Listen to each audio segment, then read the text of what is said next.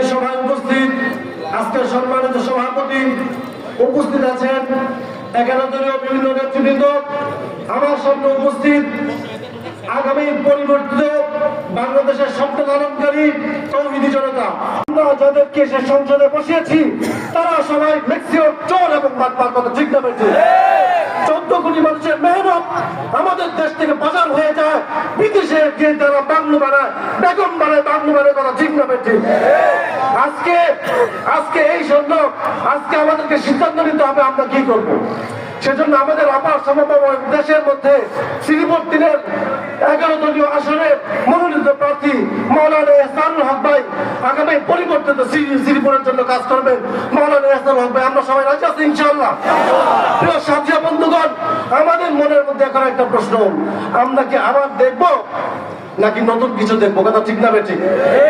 যারা চিন্তা করে আবার দেখবো তাদেরকে আমরা বলতে চাই, তাদেরকে আমরা দেখেছি 1 থেকে 5 পর্যন্ত দুর্নীতিতে তার চ্যাম্পিয়ন। কথা ঠিক না বেঠিক? যারা বলতেছে আবার দেখবো তাদেরকে আমরা বলতে চাই, আপনি এই 17 মাসের চিন্তা করেন, 17 মাসে কি আপনারা দেখেন নাই? আপনাদেরকে চোখ কান খোলা নাই?